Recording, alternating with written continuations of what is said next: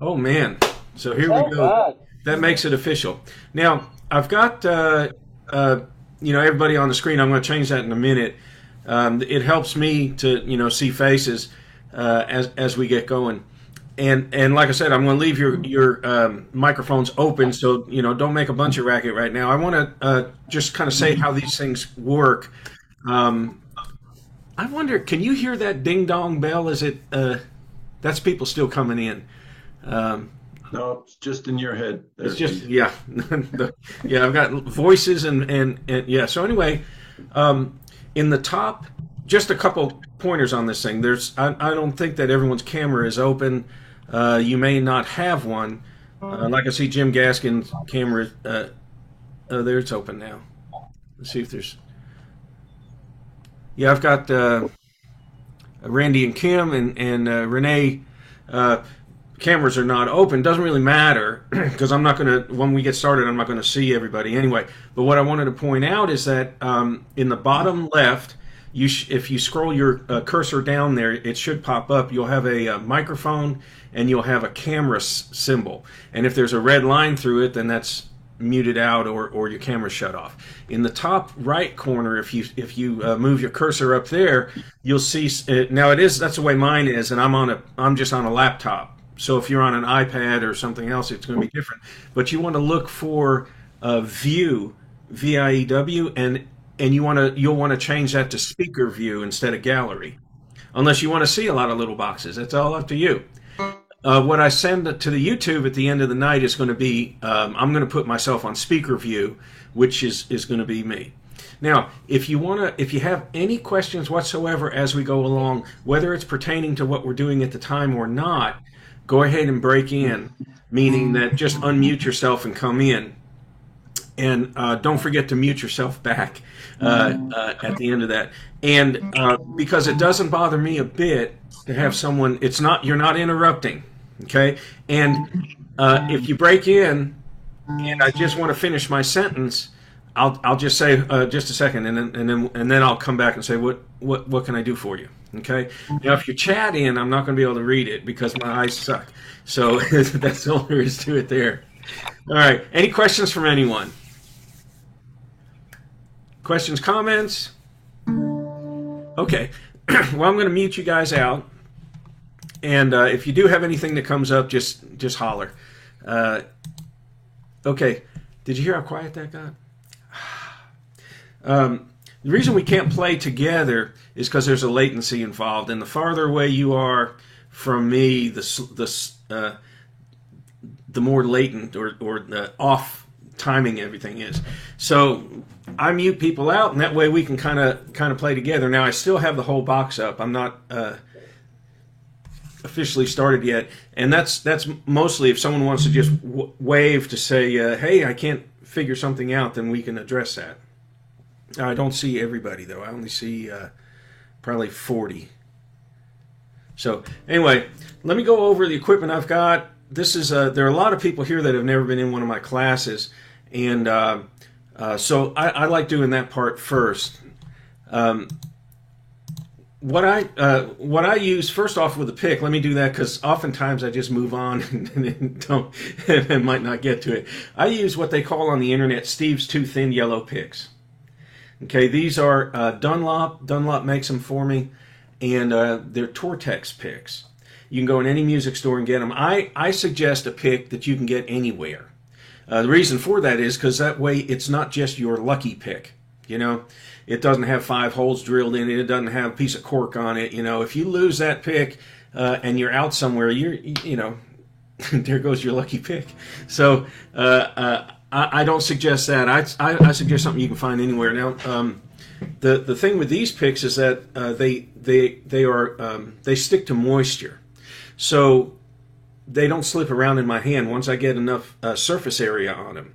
Now, I'm going to go ahead and and it's a regular shape. It's a .73. It's a medium gauge pick.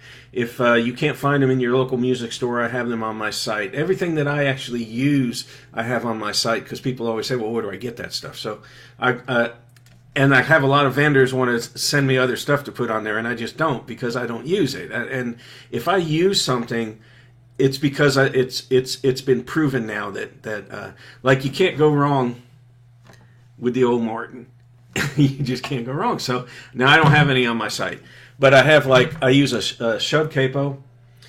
These you can find on my site. The strings I use are DR strings. They're in the boxes over my shoulder. Just a big DR. It's a Drange and Rappaport make up the DR. And we lost Mr. Drange this year, unfortunately. And but I've been using those strings, medium gauge, .13 to 56, for probably 30 years. In fact, this may be the original set that I put on this. They just last forever.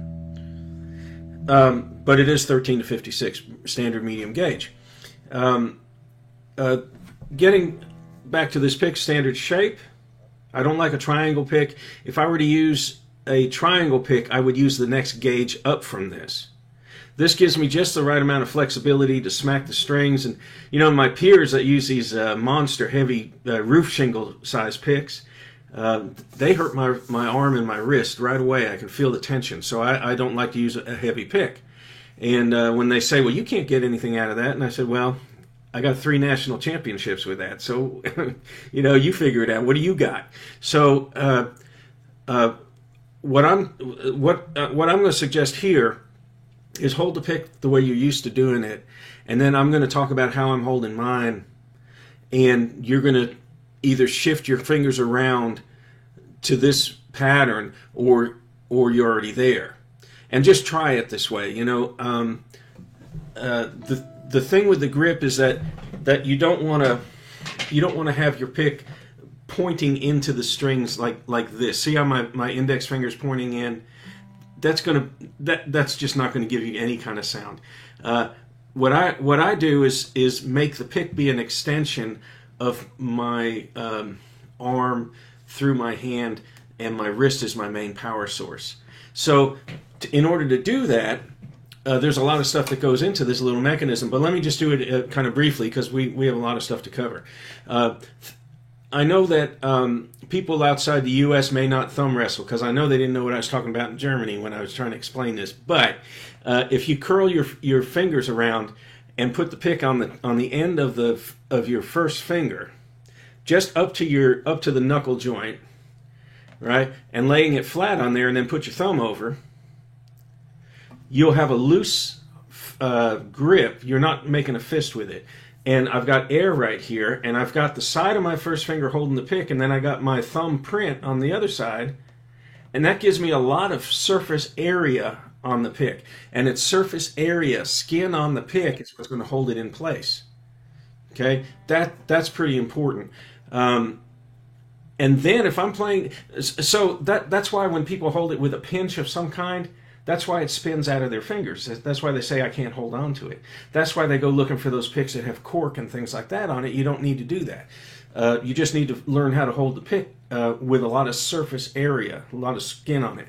So in holding it that way, if I go out, say I go out west, or I go into a real dry area, like right here where we can be 99% humidity and not raining. It's beautiful sunshine out, but it's 99% humidity. So what I do in dry places is, if you ever see me do this, particularly on a video or in a show, just that and go on.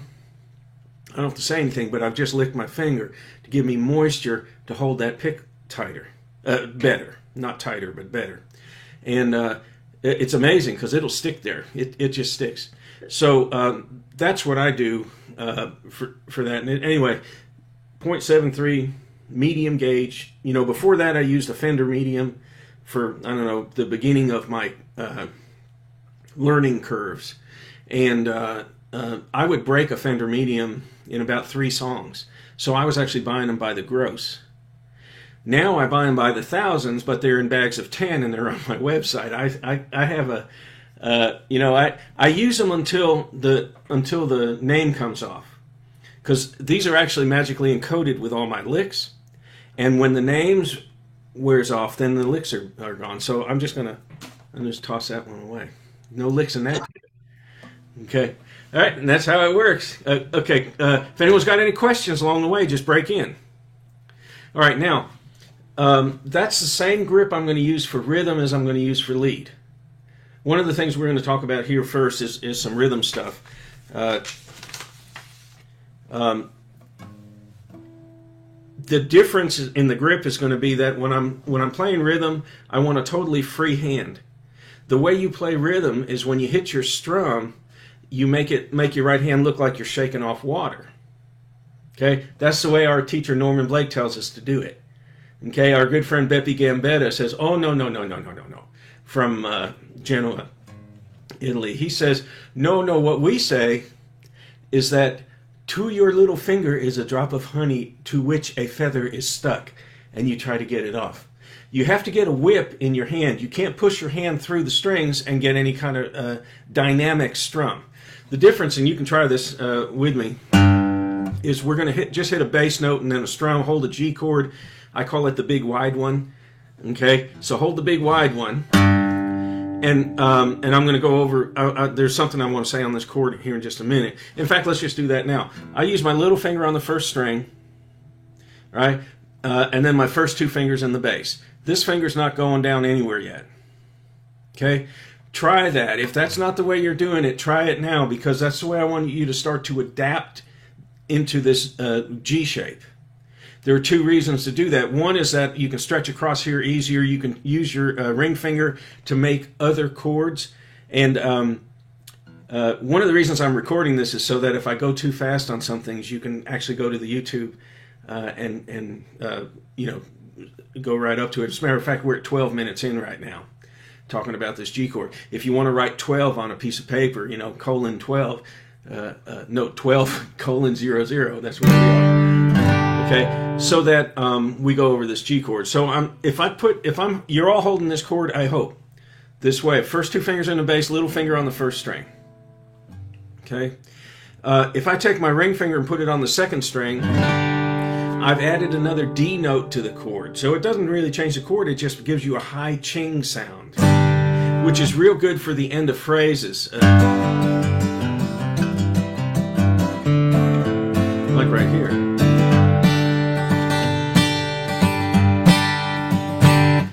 At the end of a phrase, end of a verse, end of the chorus, the final G chord of the song, if you want it to have a bright sound, pow, I'm going to come back to the bridge, towards the bridge, and give it a good stiff pow, but I've got that D note added on there. Okay, so hopefully you've tried that. If you take your ring finger, move it up to the third string, third fret. If you hit that one good and hard, that's a chord that you never want to hear again. Don't play that chord again. No, that doesn't go with anything. Okay, and if you move it to the fourth string though, then you have a really nice dark deep G7, and that's the one I use a lot. And we may slip that one into this song because we're in the key of G. There's a C chord in it, and G7 leads to C, so we may end up putting that in this at some point as well. Okay, so now, if you hit the sixth string and then strum and then any other bass note and strum, I just want to do this real quick. This is, if you've never tried this dynamic of the strum, then you need to try it. If you're green or a beginner, then you need to do it from now on this way. You're going to hit your bass note on G, you hit your sixth string, hit it good. Now I'm hitting on the edge of the sound hole. I don't want to hit in the center because the sound's got to get out past my hand and I'm blocking it. So I'm going to come back here a little bit. I'm going to hit the bass note good and solid, and then the strum, I'm going to come up and whip that hand through there, but not hit it hard. Okay, you don't have to play rhythm hard, because you want it to be kind of equal to your bass notes. So I'm hitting one bass note, and then I'm going to hit 4 or 5 strings. I need them to be somewhat close in volume, but I am going to put a whip in there. And you can see I'm coming up and getting a snap in there, as opposed to the beginner that does this.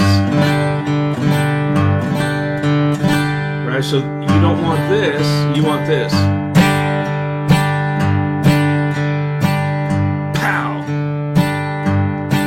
Okay? If anyone has any questions, just break in. All right? I've got a question. Yeah. Are you holding the pick perpendicular to the string, or are you holding it at an angle? I'm glad you brought that up, young man. I've got. Let me go back into. We may be able to see it here. The short is that I keep my pick at about a 20-degree forward angle. So if you were to put your pick flat on any of the strings, flat on the string, and you manipulate your index finger and your thumb so that you don't move your wrist, so that the bottom right of the pick lifts off the string and the top, the bottom right lifts off, and it's the top left that's on the string right now. Okay, when you go through the string, it's the bottom left that's hitting going through the string. When you come back on your down ups, it's the top right that goes through the string. So instead of my pick being flat, it's at about a 20-degree angle, and that's done by holding the pick as I described and taking my index finger and pulling it back towards my wrist a little bit. That bends this joint. That joint now is like a shock absorber. Okay, and also it's used for your strong accents. Pow! When you want to go through a string with a little more, I would call it feeling, because that's really what it is. You're not hitting it harder. That doesn't work. But it's what's coming out from here. Pow! You know. So if I'm playing along,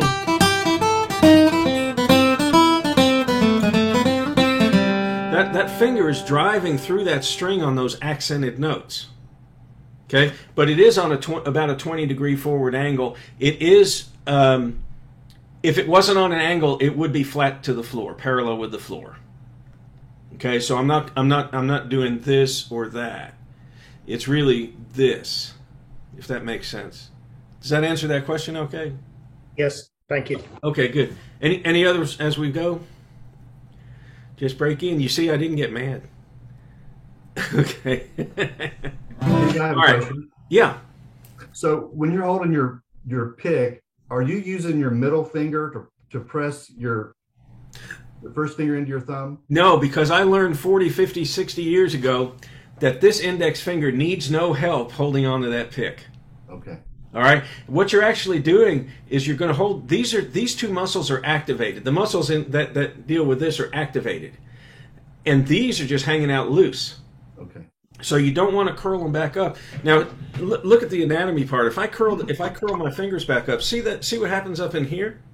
Now, I'm not holding this pick tight. I'm just getting my fingers out of the way. All right? That all tightens up there. I don't want that, because I know for a fact when I start playing faster, I'm going to have more tension than when I'm playing slow and easy. Right? So if I got this while I'm not doing anything, imagine what it's going to be like later. I'm going to need either a chiropractor or a pincushion lady, you know, to loosen that up. Now, the other thing is that I do want to point out, one of the things, this muscle right here, your thumb muscle, is your volume switch, as I shall now demonstrate. Go ahead and strum that G chord on quarters, which means that quarter notes are always hit with a downswing. Now, use the new G chord if that's a new chord for you. All right, so you're hitting it. You're just going to strum it on quarters. You probably got someone in the next room, or you're probably not going to do it too loud, which is fine. Now, widen your swing a little bit. Bring it up to here. Widen it. Keep going, and you can hear me talking. You heard your volume increase right there. You had to have. You had more momentum going through your strings. Now, do it again. Wide swing. Keep going, don't stop. Don't stop. Now, tighten this muscle a hair. What it's going to do is grip your pick a little tighter. Tighten that thumb muscle down a hair. You hear your volume come up. If your volume didn't come up, squeeze the pick a little tighter, and you'll hear your volume come up. All right, hold it there a second. Two things happened then. So we had, and more than likely, your volume came up. We had, we tightened up the pick. First, we widened the swing. That gives you more momentum going through the strings because you didn't hit it harder. You just had more drive through it, like the follow through on your golf game, right? I don't play golf, so that's as much as I know about it. But they always say, oh, it's like golf. So I figured I could just say that here and people would think I knew what I was talking about. But that's what they say. It's like your golf swing. You have to follow through, right?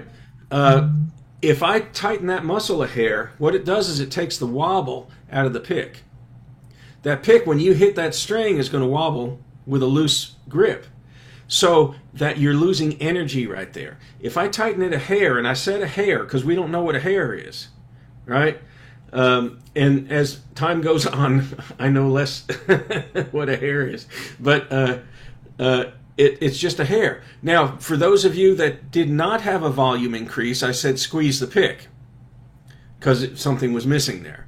So those are the two I use, but I rarely say squeeze the pick because I don't want you putting a death grip on that pick and squeezing a tear out of it.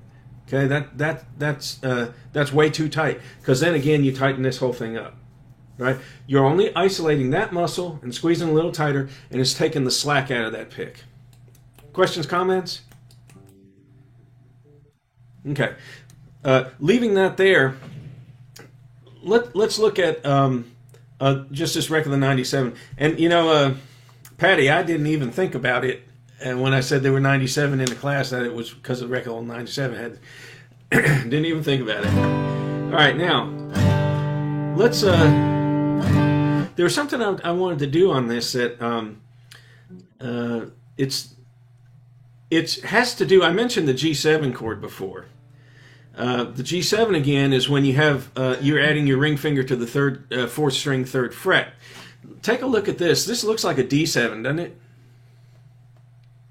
You know, in that recognition, you can jump on a D7 on the sixth string, starting on the sixth string a whole lot easier than if you've never played this chord before, putting your first two fingers down here, putting this one here, and then adding that one. Just think of that D7, and you'll get there quicker. Okay? All right, now, the 7 chord is a very important chord, particularly in jam sessions, because it tells everyone around you that something is changing in the music, that you're actually it has to go to something. There's a lot of tension in a 7th chord that has to release and go into another chord. And what a 7th chord does is it moves 4 chords away in the musical scale. Not counting sharps and flats because we're in these clean keys of G and C right now.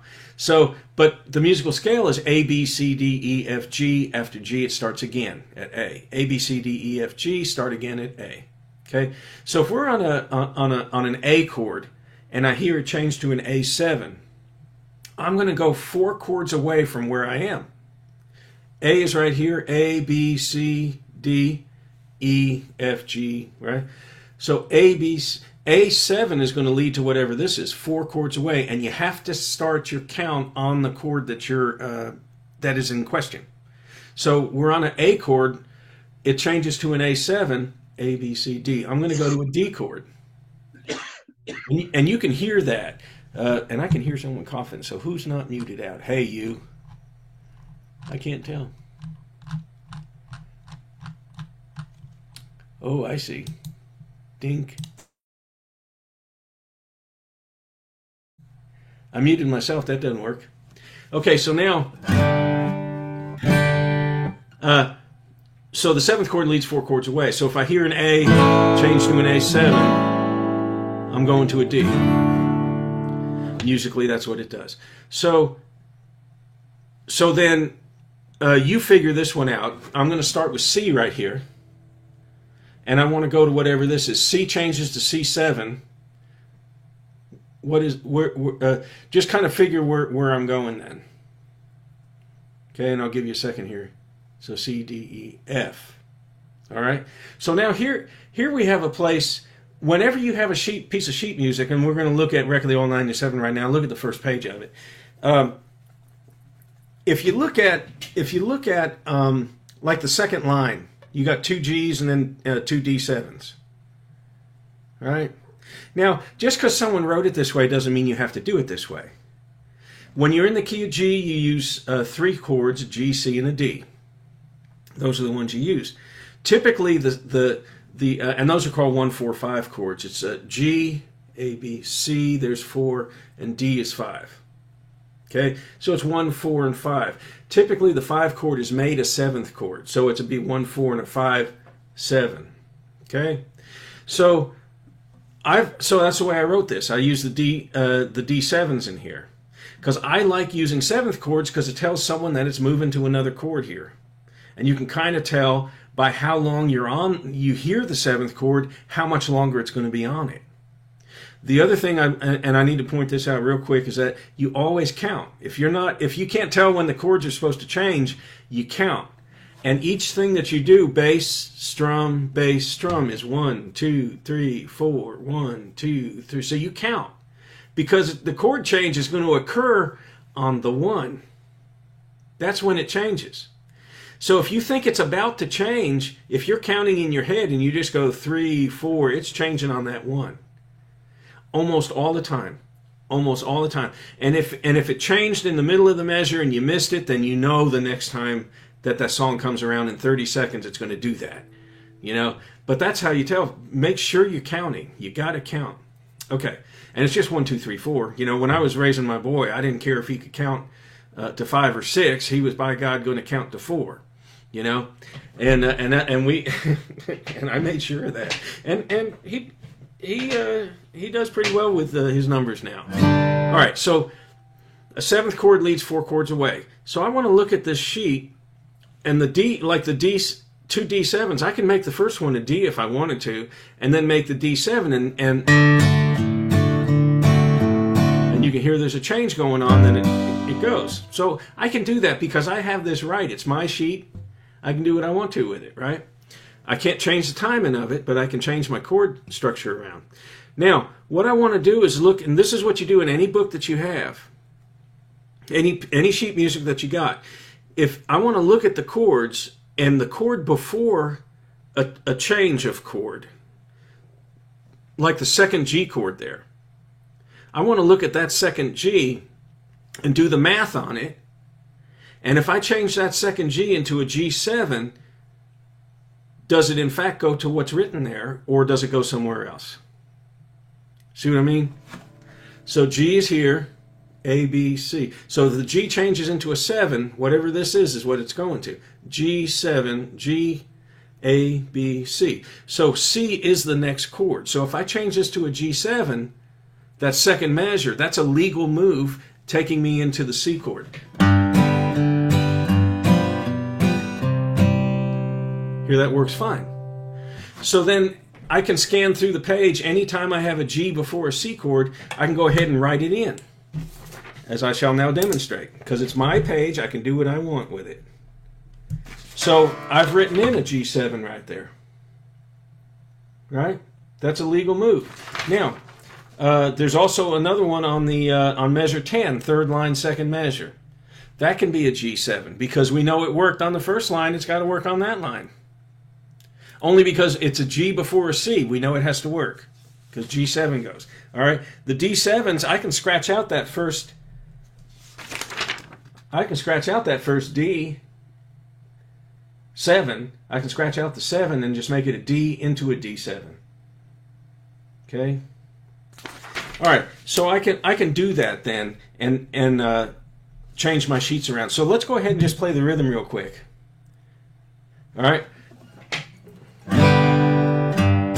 Boom, chuck, boom, chuck. When you get on a C chord, if you don't know, on a G chord, your bass notes are going to be the 6th string, strum, and then any other bass note and strum. Doesn't really matter. Okay. When you get on your C, what you'll want to do is alternate your 3rd finger from the 5th string to the 6th string. The author does not suggest using a 4-finger chord. The only time you use this one is if you're doing those long sweeping strums for like that kind of thing.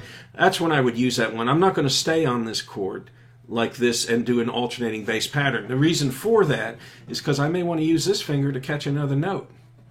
And I can't do it if I'm used to doing my alternating bass on C like this and not practiced with this.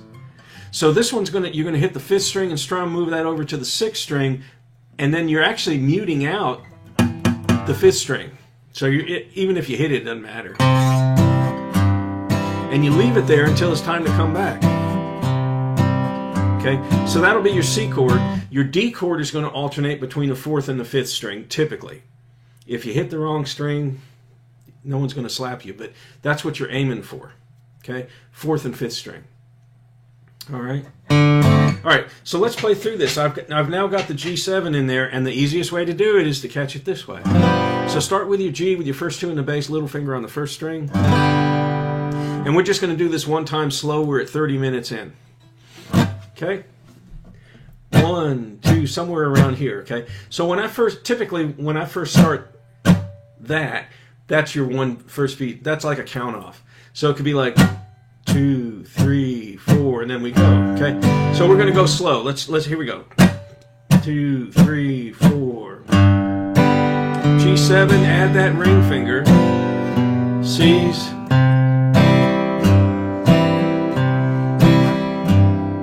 G. D, and then D7.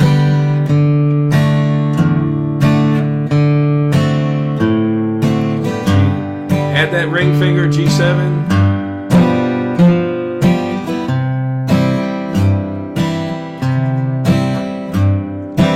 One, two, three, four. 1, 2, 3, 4. 1, 2, 3, 4. And then it would go back to the beginning. Okay, I did that slow, so if that was too fast for you, you can practice it along with the YouTube. We were at 30 minutes in. Now, here's a little trade secret. I don't know if you noticed, when I was on D, I went D, 4th string, 5th string. When I switched to D7, I hit the 6th string, which was wrong. Did I stop? No. Did I make a face? No. Maybe. But what I did do was take my thumb and mute that string out. It got gone right away. Now, if I want to play a note on the 6th string with a D chord, here's a cool thing. Your 1st string and your 6th string are both the same name. They're both E's. So whatever you do on the 1st string, you do on the 6th string. That's why a G chord, you hold down the 2 outside strings. Okay? On a D chord, they typically say just don't play that string. But you can put a thumb over the top and catch that note, because now it's on the 2nd fret like on the 1st string. Okay, so had we talked about this earlier, when I hit that 6th string, I would have done this. And done a hammer-on with my thumb. Okay? Just a way to cover your tracks. That's all we're doing, is covering tracks. You know, we professionals make mistakes all the time. We just don't tell you about it. But now I'm telling you how you get out of that one, because that's going to happen. Okay, questions on just playing the rhythm to this at all? Just break in. Questions, comments, answers? Any answers there? Okay, so now I want to play through the melody on this Wreck the Old 97. A few things that we want to look at first. The first 3 notes, and now I'm not going to teach you how to read notes here, but if you're reading tablature, the the lines going across are representing the strings. You got 6 lines going across. Most of you probably read tablature already. If you don't, the highest one, or the one, if you look at the first measure, you got 3 notes there. If you look at the first measure, the line closest to the arrow represents your 1st string. Okay, the one that has the 2, 3, 4 on it are the 2nd from the bottom string. Okay, the bottom line there is the last string. So they're on the 2nd to the last string. It's easy to visualize this, and the more you do it, the faster it gets. As a matter of fact, it wouldn't hurt just to read this instead of reading the paper in the morning. Just read through it to say, okay, 2nd fret, 5th string, 3rd fret, 5th string, and you do that, and you don't have to say it out loud, because it's harder. It takes longer to say it, to actually say it, than it does to just think of where it is. Okay. Use your mind like Sheldon does. Okay, so now those are quarter notes. So just have, if you look at the black dots, the notes, it's a colored note with a stem on it. So those are quarter notes. Tablature, you can't color them in, but we do if we have the notes above the numbers for reference. The number tells you what fret to hold down. Now, when I play in the key of G, which we are, I play my G chord this way. First finger's on the second fret. I play my notes the same way. I call it flat picker's second position. Okay, so when I play in G, I play out of second position. That was the other reason why I hold my G chord this way. My first finger is going to hit the second fret notes, second finger hits the third finger hits the fourth fret notes, little finger hits the fifth. We're at 35 minutes right now. Okay?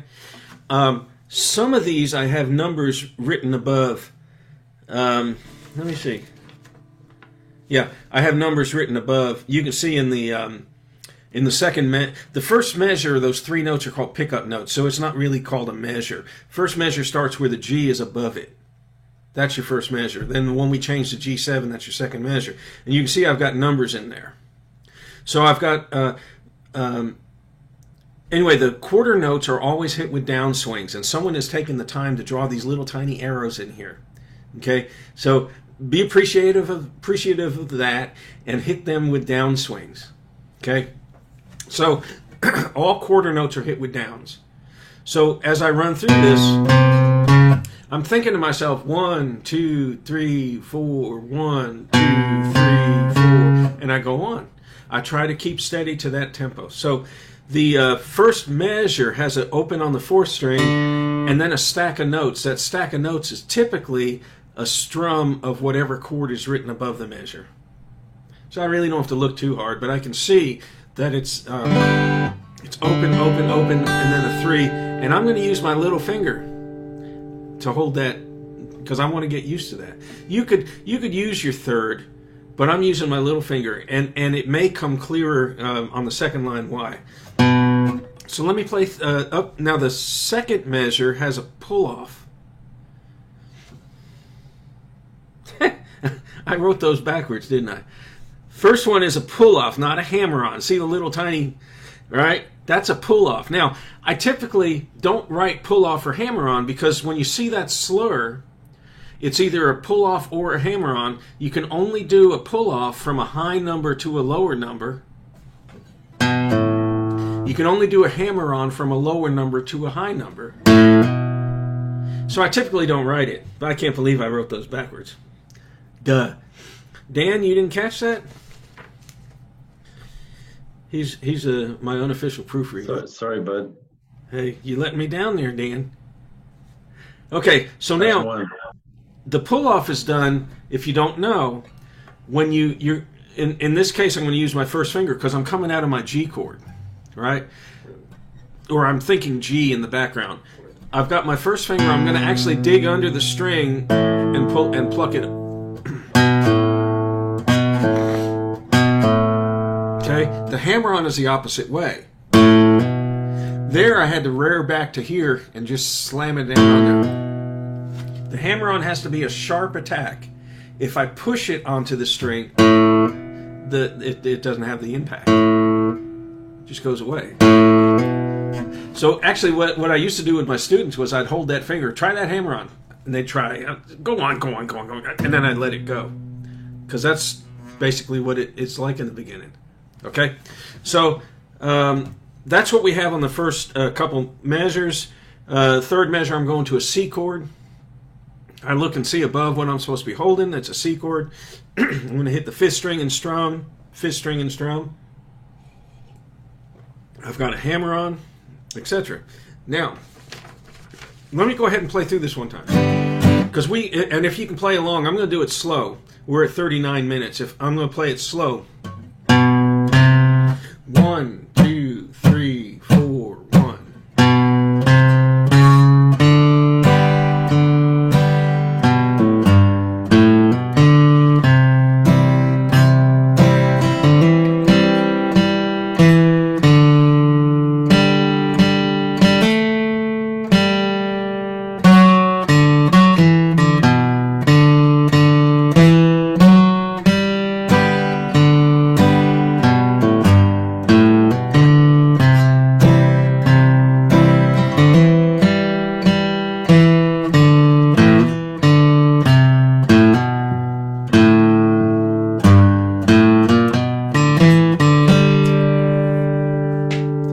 40 minutes. Okay, second line, third measure. That's where your eighth notes, that's the first eighth notes that we're actually hitting down and up on them.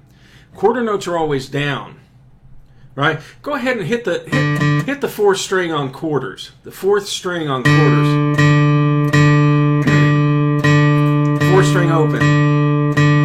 You're just going down, down. Now change it to eighth notes.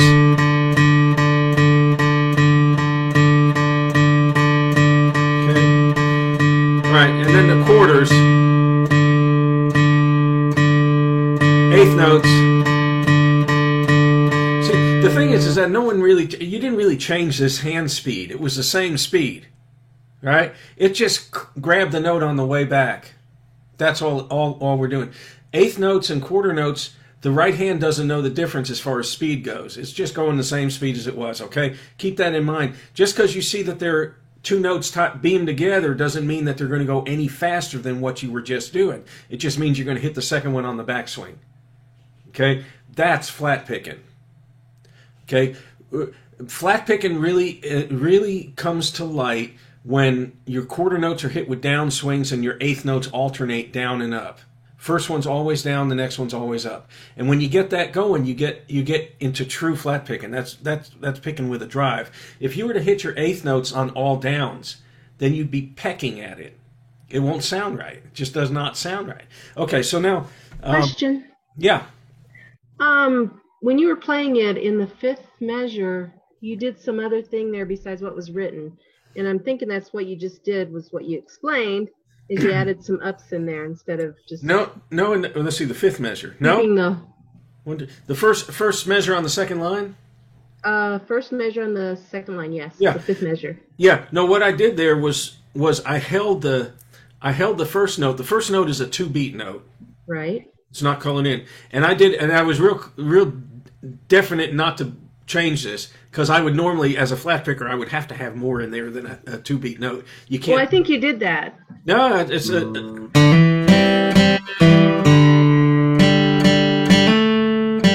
That's what that passage sounded like. 1, 2, 3, 4. 1, 2, 3, 4. That's what it was supposed to sound like. Now, my inner flat picker may have come out right there, but I kind of doubted it. So. Oh, well. We'll have to go back to the videotape. Okay, sorry. Right, Steve. Yeah, Steve. You normally, you keep your hand is always going up and down for timing. Anyway, maybe you saw and thought it was played. That could be as well, because you don't stop the right hand. And the other thing I need to point out, as long as we're in this section, is that when I'm playing these melodies, my little finger is posted on the top.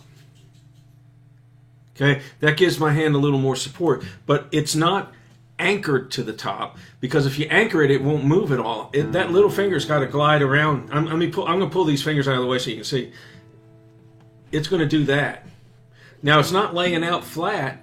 It's not curled under my first string. It's just posted to the top. When I start playing in the bass, I may pull against that first string, but it's still posted to the top. Hey, Steve, can I ask a question? Sure. 14th measure. Can you explain the 14th measure? Yeah, you've got a hammer on, and then that note is tied to another quarter note. So, and it's it'll sound like a 2-beat note. It's almost well, on the second line, second measure does the same type action, a hammer on and then a tie. So. The hammer-on is 1 and. The note it's tied to is a whole beat, so it would be 2 and. So it would sound measure 14. 1 and 2 and 3 and 4 and. 1 and 2 and 3. So if I sped it up and put it into context, beginning of the line. 1, 2, 3, 4. 1, 2, 3, 4. Okay, but that's what that is. It's a tie. The hammer-on is a slur mark, and then it's actually tied to another note. So you still only hit the one. The only thing you're going to hit there with the right hand is going to be the open, hammer-on, leave it ringing, go. Okay? All right, so what I was going to point out now, I think that was Joanne that came in there, I'm not really sure, before, is on measure 5, measure 6. Okay? I keep my little finger down, or here I would have my little finger down, and I'm going to put a strum in there. Anytime you have a 2-beat note like this half note here, it takes 1 beat to hit it. You got 1 beat left over. If it's too hard for you to get a chord in there, then you just leave it ringing 2 beats. Otherwise, I pop in a chord of whatever's supposed to be in that measure. Let me take it back to the end of the second line, 2 C's.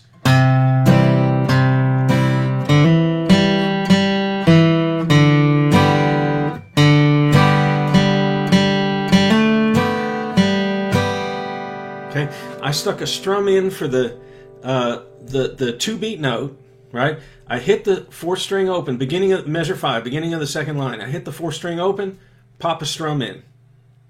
Okay? Then I hit my 2 notes, quarters after that. Then I do my hammer on, and I've got my little finger poised and ready to go. Okay? I do my hammer on the 3rd string.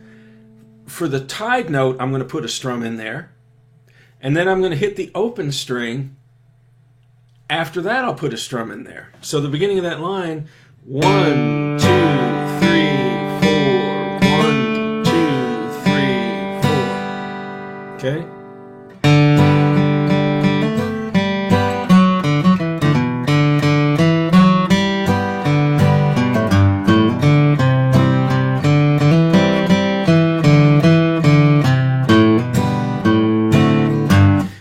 Last line, second measure. I can put a G strum in first, even though it says D7. Okay, particularly if you're by yourself, it works out better. I can put a G in there, hit the open, go to a D7, and put a strum if I want, and then into my big almighty G run. Okay, now I do want to go on to the other song. We're going to run out of time here. The second to last measure. If you've never done that run, that's your Lester flat G run. Okay, one of the most famous runs in flat picking and bluegrass today. Right now, the issue in that, you got a quarter note and then the rest are eighths. I'm starting with my second finger because you know I'm in second position. I'm going to go back to the 1st fret and 2nd fret and catch them there. And then I don't have any fingerings marked there because it really doesn't matter. Sometimes it matters what fingers you use. Second line, 3rd measure, I've got fingers marked in there. Okay, 3rd finger on the 4s, that puts you up in 2nd position. 1st finger on that last note, 2nd position. Okay, now the last measure I would start it with my 2nd finger because I'm thinking G, but then I'm going to use my 1st and 2nd and go down, up, down. Here's the kicker. That first time I hit the 4th string has to be an upswing. And there's a bunch of you in this class right now, and half of you are going to do it on a downswing. I know that because I've been doing this a long time. And that's because 2 reasons. One is that you're inexperienced at flat picking, or the other is that you think that you're going in that direction, so I may as well just drag that pick down. But it doesn't work that way. Flat picking is alternating on 8th notes. Okay, so it's a down, down, up, down, up, down, up, down. You heard me mute it out real quick. Okay, that's the only way you're going to get down, up, down, up, down. Okay, any questions on that so far? Okay, so what you should do, whether you, yeah, go ahead. Question on that run. Would you think about going bum ba ba da ba da da off instead of picking the one by last note in the run right before the final G? You're saying to stop on the 2? No, make a pull off. Oh.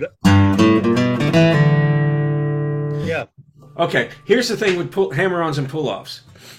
If the reason you do it is because you can't play those 2 notes down up quick enough, then you play those down up quick enough. You learn to do that. If you put a hammer-on or a pull-off in because it's an ornament, not to play it faster, then it's okay to do. See what I mean? It's like getting a baby to eat spinach. They got to do it 10 times. You got to be they have to do it. Then they can make a choice. You have to get them to like it. You got to. So in this case, if you do a pull-off to make it easier or faster, then no, you have to practice it with the down-ups. Okay. Until that's the same speed. And if you want to do it for an ornament, then that's fine after you can play it. Because there are going to be times when you're going to have to play it, you know, and you're not going to be able to pull it off all the time. You see what I mean? I get you, absolutely. Thank you. Okay, good. So, and that's the same with anything. These hammer-ons and pull-offs that I have in this are actually ornaments. They're not to make it easier to play it faster. Okay, let me run into this the second page, and we may lose some of you on this. I don't know, but we won't lose you for long. And I do want to point out, you know, on these classes that I've got starting up in January, I've got on Tuesday night is basically a lead beginner 101, which starts a whole lot easier than that last piece was. Okay. If you signed up here today and you say, well, that's beginner, well, it starts a whole lot easier than that. So I do want to point that out. I just had to have a jumping off point for this class, all right? Because I figured that if this was too hard, you could do the rhythm and just understand the rhythm stuff, you know. But the class we do on that 101 lead is easier, starts easier than this and ends right around here. Then the 102 starts right around here. Okay, at this level.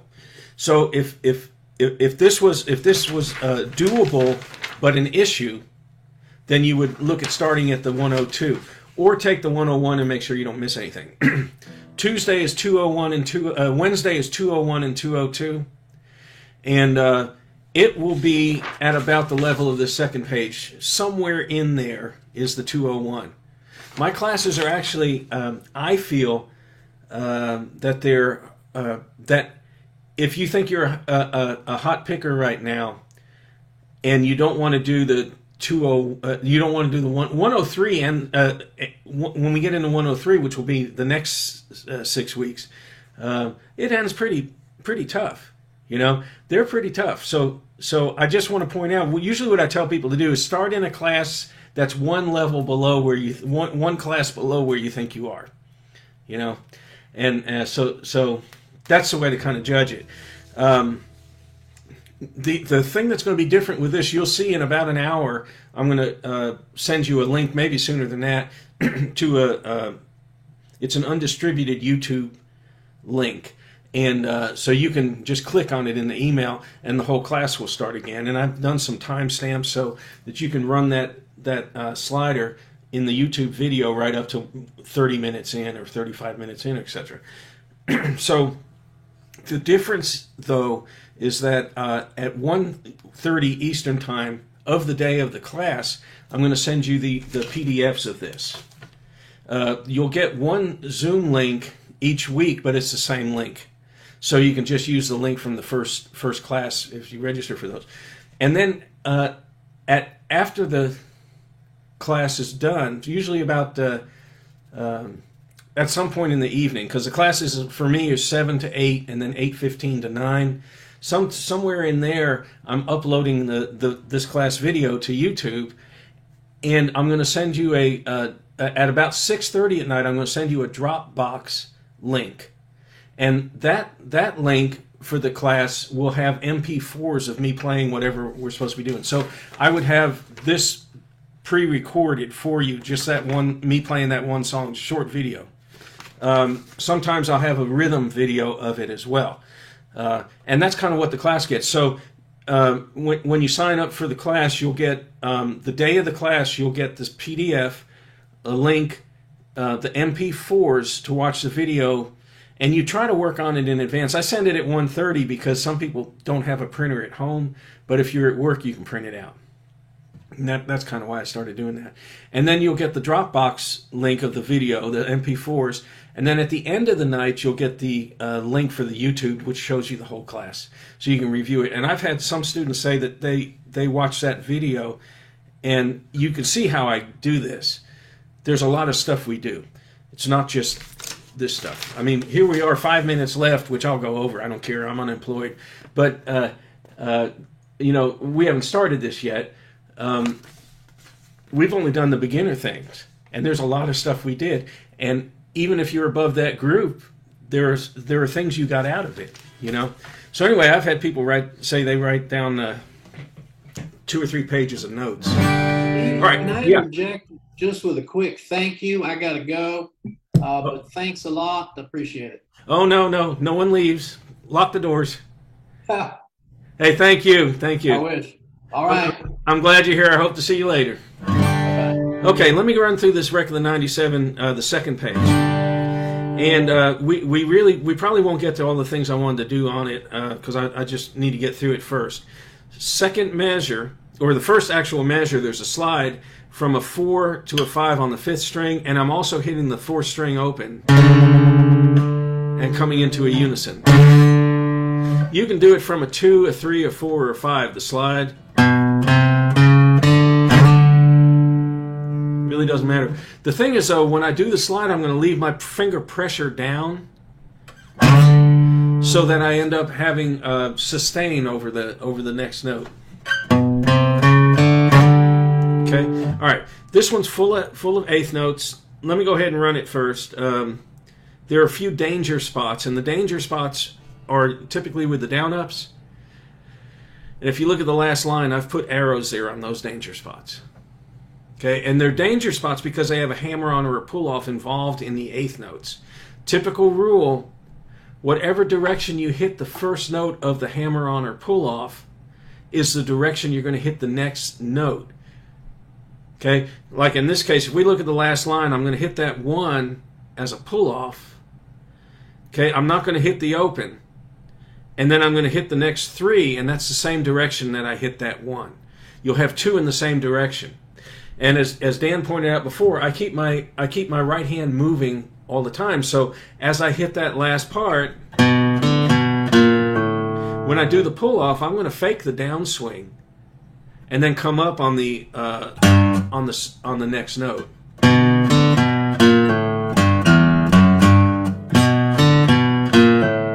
I fake the swing. It's going to keep you in time. Okay. All right, let me run it.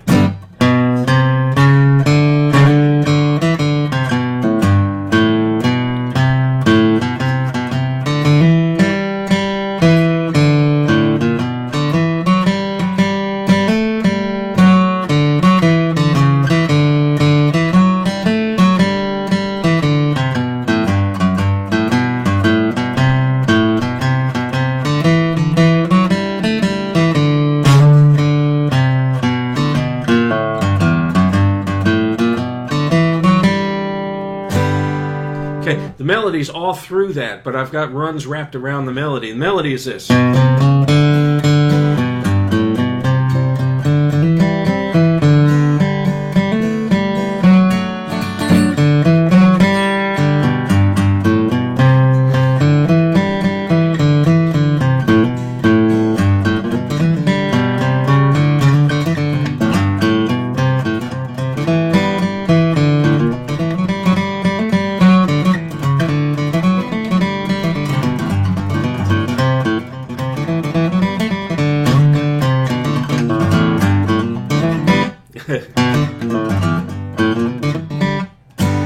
Oh, I got a 4.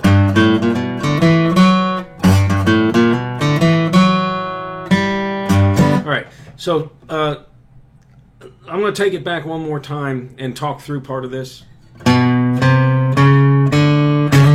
Now, I have a 3 there on that first slide. I would use a third finger or a second finger. Doesn't really matter. Because, you know, your first and second fingers, I use them a lot. They go anywhere you tell them to. Ring finger starts to put up a little bit of an argument, and the little finger just doesn't want to do it. Right? But these two will go anywhere you tell them. So if I want to do that slide, I can get that second finger, and I know it's going to hit it.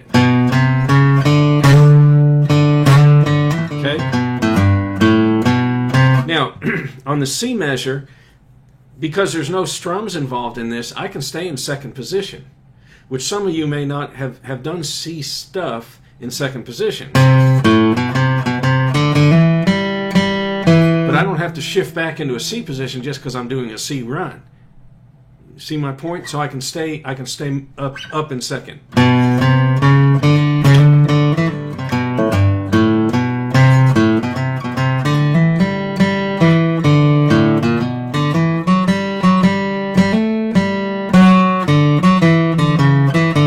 This run I thought was pretty neat. We're at the first D7 measure. That's it's a generic D run. The melody on this is going to be a 4-beat or 5-beat F sharp. There's 4 beats and then it drifts into the next measure. It's 2, 3, 4, 1, 2, and that's the way the melody would be. What I've done here is, yeah. I'm losing the neck of your guitar for your left hand area. Oh, thank you. Okay, second line. It would have been 2, 3, 4, 1, but this run I stuck in here is this. Which if you listen to, or if you play gospel stuff, when you have a D chord there, it's going to be a D and an A7 back to D. And you've heard that passage before. This run fits against a D chord or a D, A, D run. So it'd be like...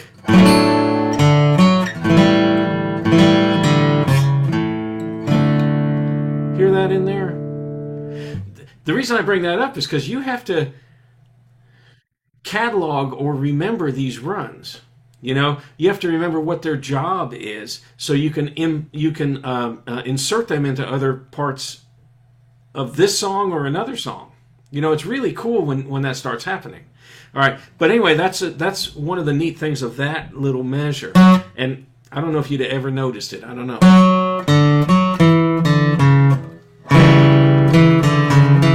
That's an A7. So it's a cool thing. Anyway, I think I'm a note nerd, so I think that's pretty cool. Now here's a turnaround run, which brings me to that note. So that end of the second line, that's a specific run to bring me into a G note. Okay.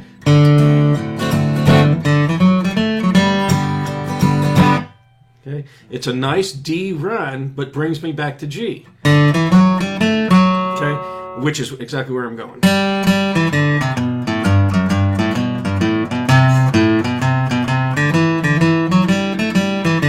Okay, a lot of rambling right there. Let me keep going though. Your slide. Here's another great run. Okay, it's a D run that takes me back to G. Okay. Now, and I lost your name. Who asked about the hammer on at the end? Here's another ornamentation.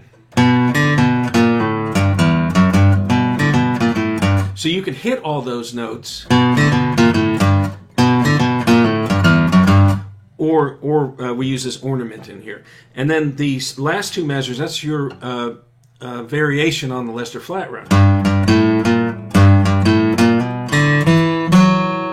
Using the 4 to get me to the open third string. It's different. It's not the same thing as hitting that 2 and then coming open.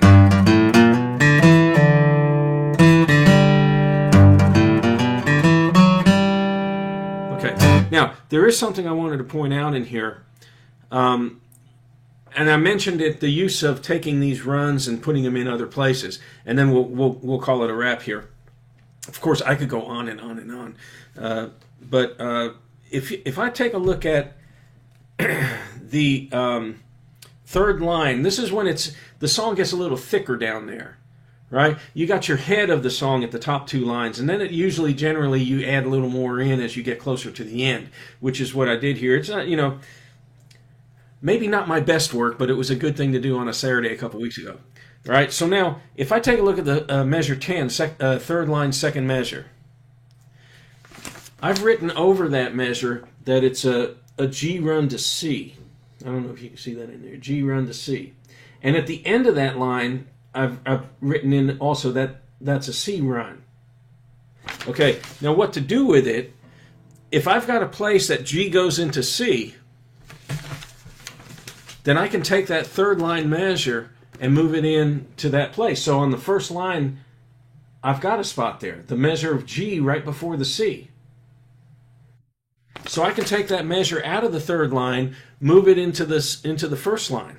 So it would sound like I'm going to take the third line, second measure, and move it to the first line, the G right before the C, or the actual second measure.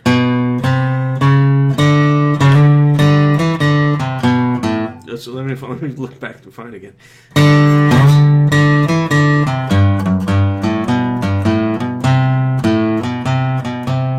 Now I'm going to take the end of the third line and move it to the end of the first line. First C run.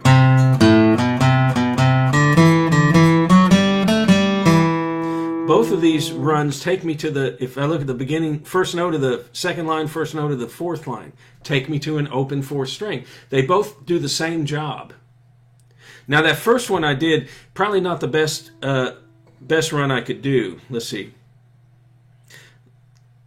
The reason for that is getting to the beginning of the third line, second measure. Let's see.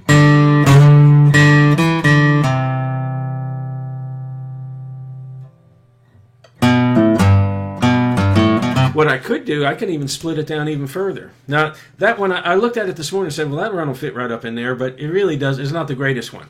What I can do, and this may be a little too cerebral, musically cerebral, but I can hit the first two beats of first line, second measure. Da, da, da. And then instead of the open 2 at the end, I can do the last two beats of that measure 10, which are the 4 notes. And that's going to bring me smoothly into the C, as I now shall demonstrate.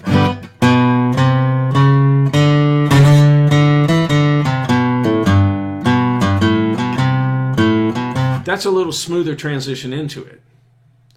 All right? And that's kind of how, when I'm playing, that's what I do, is I take a little snip from this song, a snip from that one, I'm going to throw it into this one. And it's done on the fly. That's the way improvisation works. You take things that you've done before, maybe in another key, maybe in another time signature, and adapt it to what you're playing right now. As I shall now demonstrate, I can almost tell you almost every run where they come from.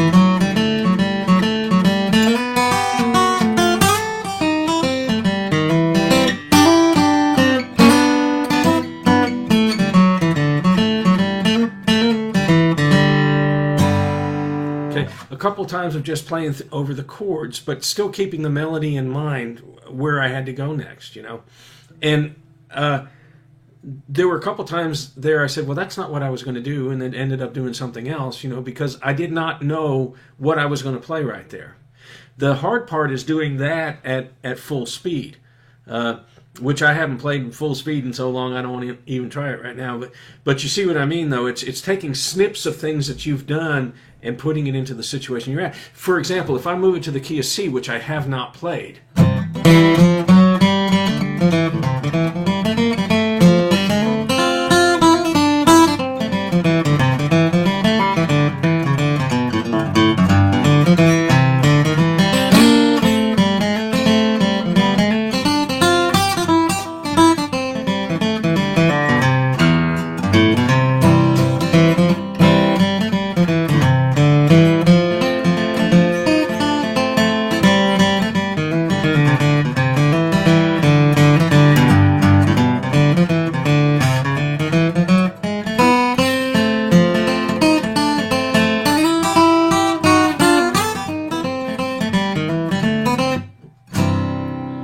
just playing around the chords, but I'm pulling runs out. If I had to play that again, I would not be able to because I didn't know what I did. You know. So anyway, that's our goal, and that's the way I like to teach, is to open that kind of thing up for you all to think that way. And so we do that a lot in the classes, and there's a lot of getting off the page, you know, and that's the kind of stuff I like to do, because what I just did was getting off the page. All right. Okay. Questions, comments, answers, statements, snide remarks. Something new I from got you, a Steve. question. Thanks. Yes, sir. So I've got your book, Power of Flat Picking Guitar, Yeah. and you've got a lot of different runs to go from one chord to another, and you mark where those are. Yeah. So what's the best way to practice those so that they start coming out in your playing? Have you gone? I'm not trying to sell stuff, but have you gone through figuring out the fingerboard? It's a DVD.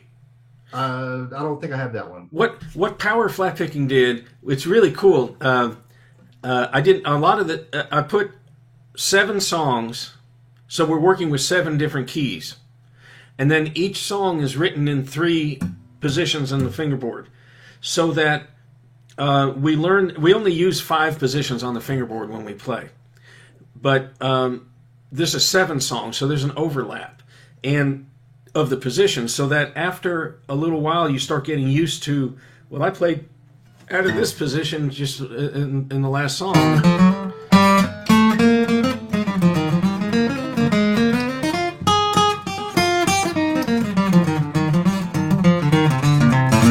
Record the Old 97 in E flat.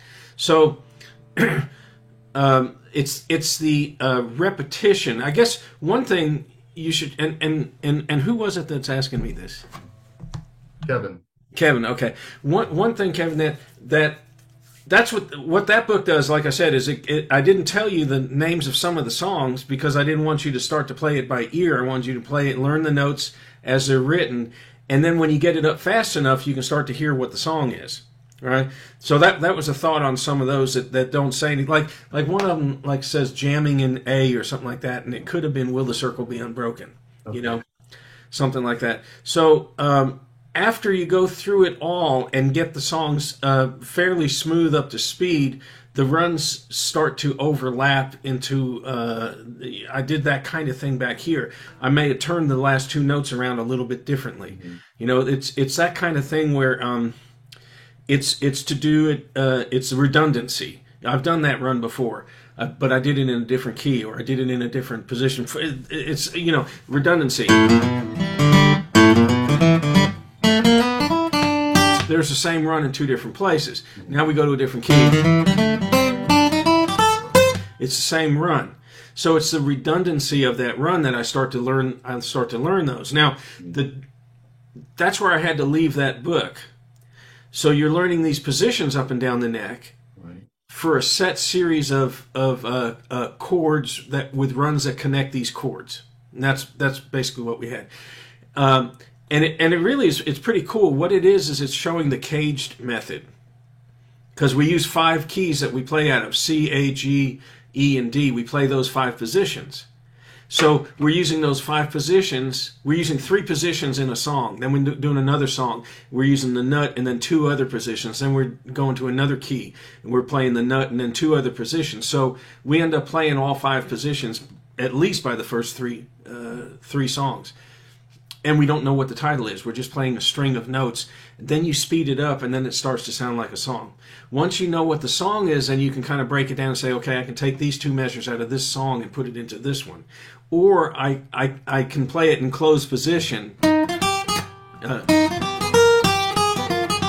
So I can play it in another. If I have no open strings, I can move it to any place on the neck that I need. Anyway, that's kind of how that book came about. The other thing, though, is on the Figuring Out the Fingerboard, which there are very few homespun hard copies left. Over my shoulder, actually, I've got a row of books where the strings are. Those are all the homespun books parking lot series that are in the world that are still regular price. Those things, if you look at them on eBay, they're like, $200 for a book that I was selling for $70. So, because they're done, they're not doing any hard copy anymore. And the next row down are DVDs. And behind this mirror here, I've got another big stack of DVDs, but that's the end of them. So you can go to my website, and if it's sold out, order the download of it, because that's what they're going to, is just download. Anyway, figuring out the fingerboard now. The reason I asked if you did that, because one of the things we do in that, you're welcome. One of the things we do in that series is I tell you to play a song in the 5 different keys at the nut. So you take this record, the old 97, you learn it in G, then you learn it in C. You learn it in C, and then A, and then D, and then E. Or I got it wrong, but it spells out K's, you know what I mean? C, and then A, and then G, and then E, and then D. Right?